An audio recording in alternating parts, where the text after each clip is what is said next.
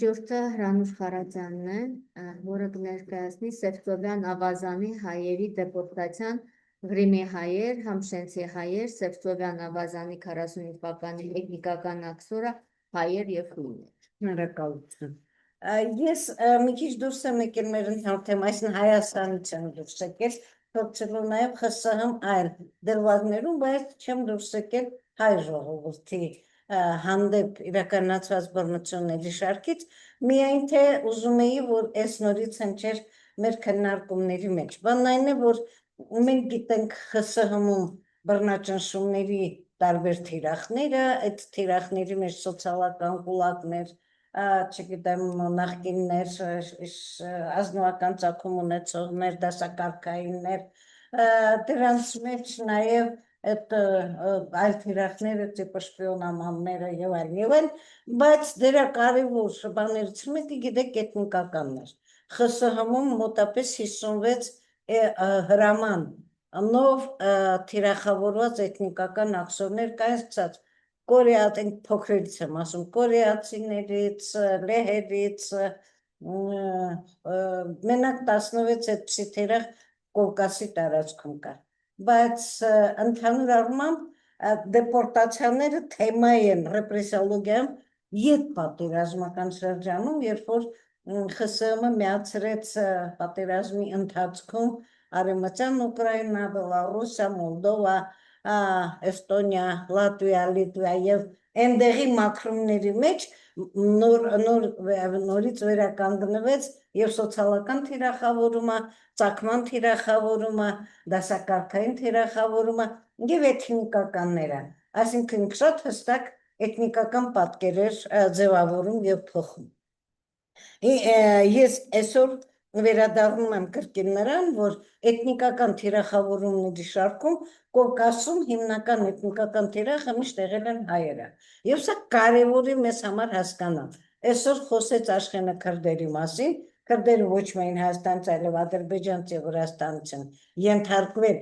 էթնիկական թիրախավորման և քրդերի խնդիրը քիչ թե շատ պարզ է։ Քրդերի խնդիրը իրանց ավելի շատ կապում էին ԽՍՀՄ-ին շատ հարևան Թուրքիայի քրդական ապստամբական շարժումների հետ և մասամբ կապում էին նաև քրդերին Զանգեզուրի և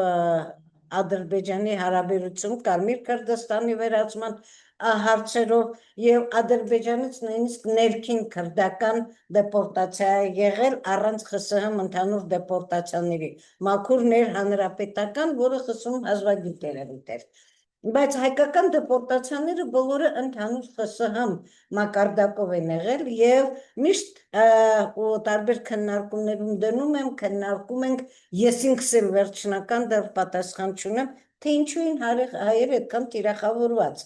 Անդրադառնում ենք Արևմտյան Հայաստանի խնդրին, հայրենիքի խնդրին, այն ինչ թիրախավորումների պատճառ էին դառնում։ Եվ ես այսօր ներկայացնում եմ ևս 3 դեպք թիրախավորման,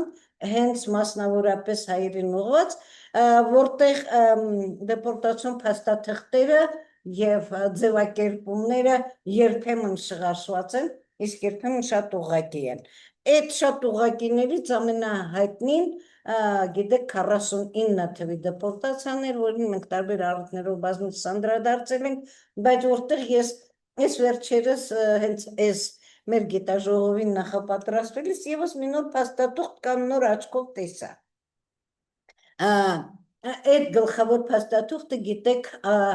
աքսորել այսքան դաշնակների, այսքան հույների և այսքան նախկին թուրքահպատակների, նախկին հունահպատակների և այլն և այլն։ Այսինքն հայ բառը բուն փաստաթղթում չկա, կա դաշնակ բառը, բայց երբ որ դա գալիս է արդեն հասնում է կատարման, երբ որ ներքին գործերի նախարարությունը պետք է սկսի էշելոնները կազմել, տեղափոխել, ուրա տեղափոխում ալթա և այլն, տերմինոլոգիան փոխվում է։ Տերմինոլոգիայում դաշնակը դառնում է հայ, այսքան հայեր գնան այնտեղ և հայերի և հույների նաև նկատմամբ փոխում, այսքան թուրքեր գնան Տոմսկի մարզ։ Թուրքեր չի նախատեսված դեպորտացիոն հիմնական փաստաթղթում։ Հետո պարզում ենք, որ թուրքերը կամ նախկին թուրքահպատակները մի զգալի չափով դա ցեղասպանությունից փախստական հայերն են Հարությունի մայրական ընտանիքն է, որը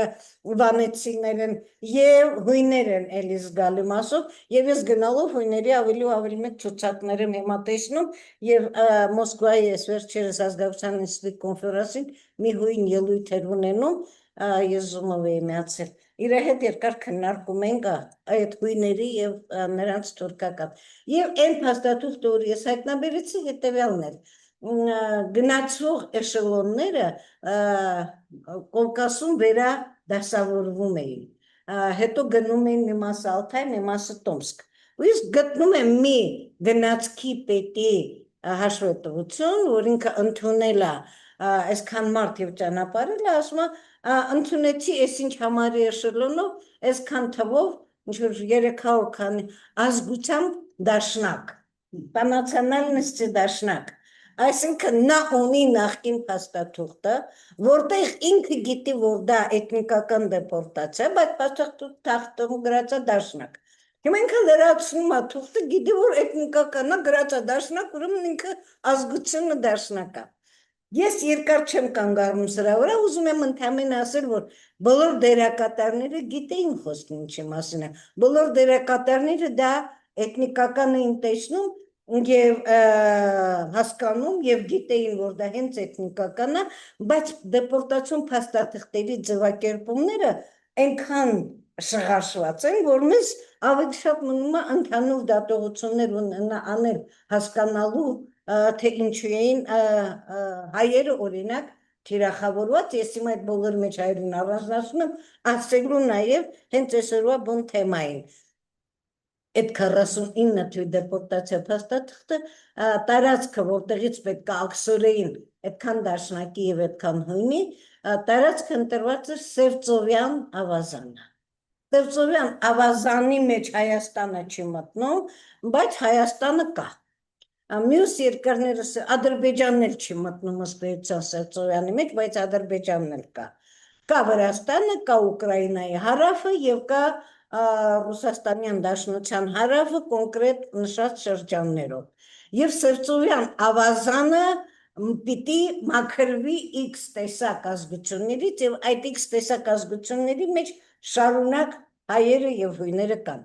Այս քանի որ 49-ի դեպորտացիա մասին շատ ենք խոսել, ես հիմա դա կանգ եմ առնում, ես ուզում եմ ձեր ուշադրությունը հրավիրել Սևծովյան բառերի վրա, որ մի քիչ արդեն հետ դառնամ։ Երբ որ նայում ենք դրանից առաջ եղած հայկական մի քանի դեպորտացիաները, այդ թվում Ղրիմի 44 թվականի դեպորտացիան։ Ղրիմի 44 թվականի դեպորտացիա ժամանակել են Թիրախը, դե Ղրիմի թաթարներն էին նախ եւ առաջ, հետո հայերը, հույները եւ այլն։ Եվ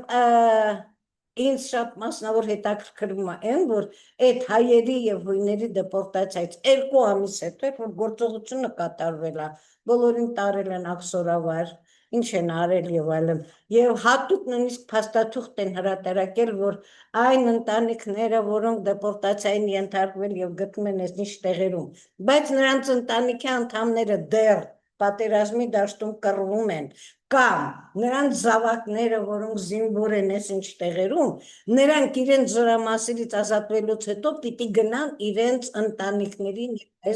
նախապես աքսորում են նրանց, թե երբ կազատվի, կենդանի կմնա, կապրի առհասարակյան, բայց նախապես աքսորում են։ Եվ դրանից 2 ամիս հետո Բերիայի մի փաստաթուղթը Ստալինին, որում ինքը ուղղակի ասում է, սիրելի ընկեր Ստալին, մենք ճիշտ է, Ղրիմը մաքրեցինք հայերից, բայց այնտեղ դեռ 200 հայ մնացել է, եւ այդ 200 հայի աքսորը կազմակերպելու համար մի հատ նոր հրաման է պետք։ Եվ այդ հրամանը կազմվում է, եւ սենց, այսինքն պիտի զրոյացվի։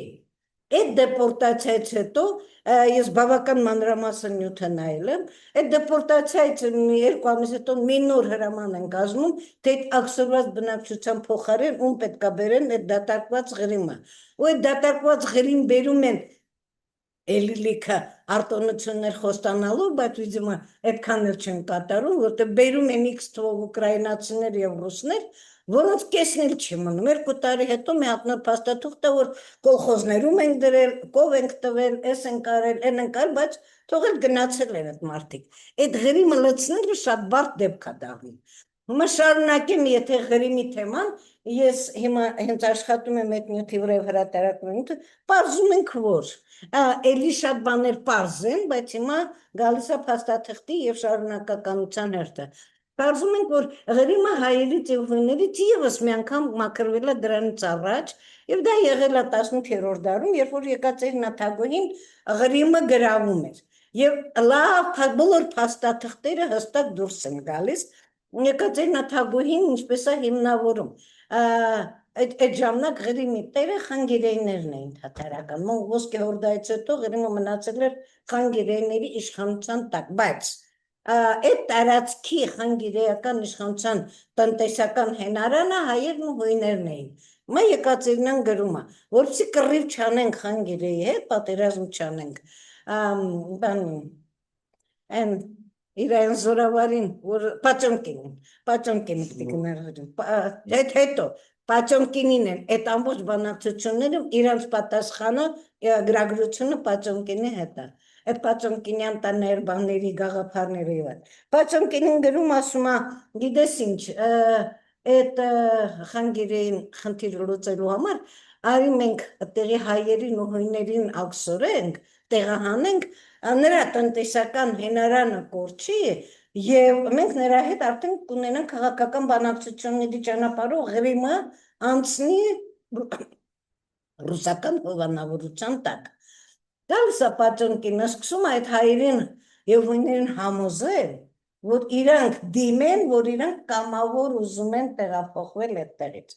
Այդ մի ամբողջ պատմությունը ես հիմա որպեսզի ձեզ ալեն չտանեմ, չերկարացնեմ, բայց երկար բարակ հայերը հրաժարվում են, հայերն ուզում են, որ ռուսները գան, ուզում են Ղրիմը գնա ռուսներին, բայց չեն ուզում, որ իրանք Ղրիմից գնան, այն պայմանները, որ իրանք առաջարկում են, էլ չեն ուզում, վատ պայմաններ են, թե լավ պայմաններ, հարցը հասնում է նրան, որ իրանք ստորագրեն եւ այդ ստորագրություններով Պաճոմկինը նույնիսկ հետո զեկուցում է գրում, թե քանի մարդ է ստորագրել, քանիսն են ուզել երազել են գնան, լցնում են, տանում են կարգերով կամ ոտով, բերում են իրանց Ռոստովի այն ժամանակ ազնվական Ռոստով կան նրա կալվածքներ, նրա կողքին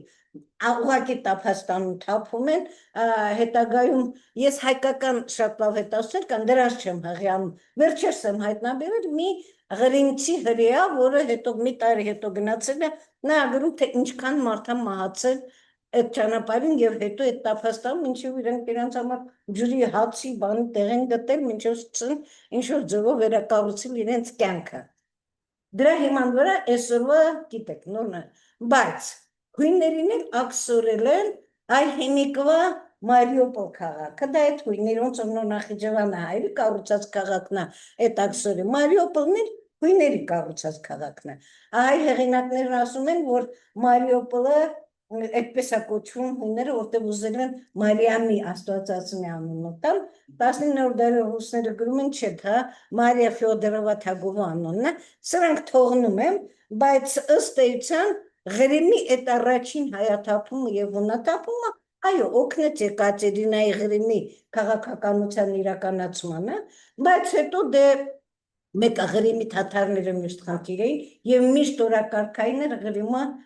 թաթարներից ազատելու հարցը։ Շատ երկար ժամանակ այնտեղ եւ հայերն էին վերադառնում ոմանք, եւ հույներն էին վերադառնում, նոր մարդիկ են գաս անդադ խրախուսում էին այդ բնոն, բայց Ղրիմի թաթարները բական ագրեսիվ էին, կարողանում էին իրենց պահել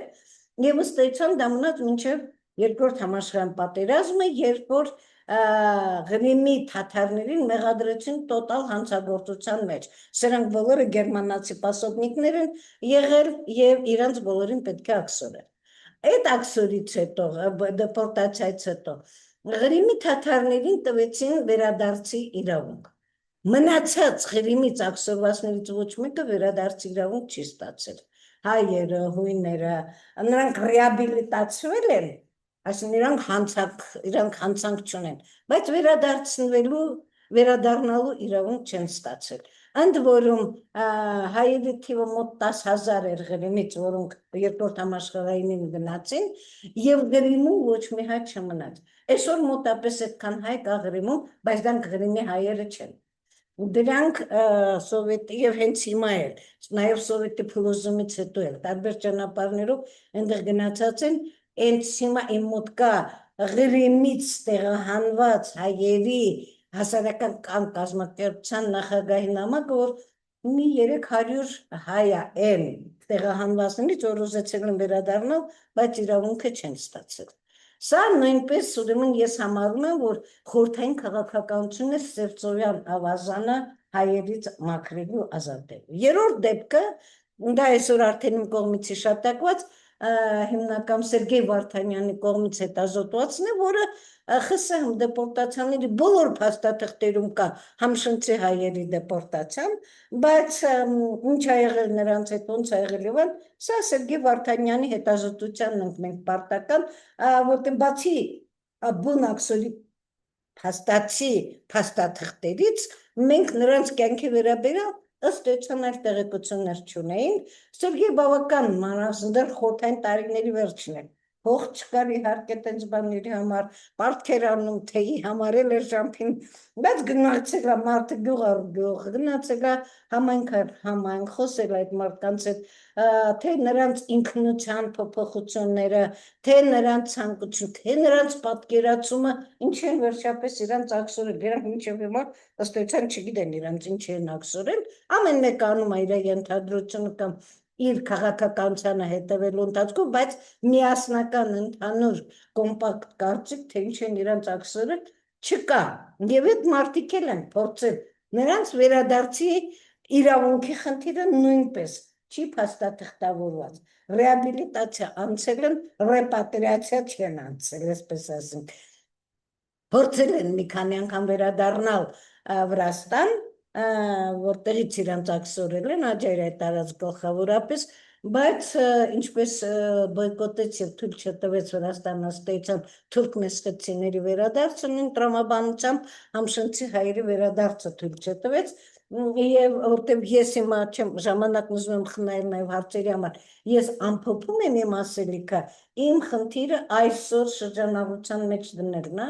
որ Սևծովյան ավազանը թիրախավորված էր նաեւ հայերի խնդրով եւ հայկական աքսորների ու դեպորտացիաներից Սևծովի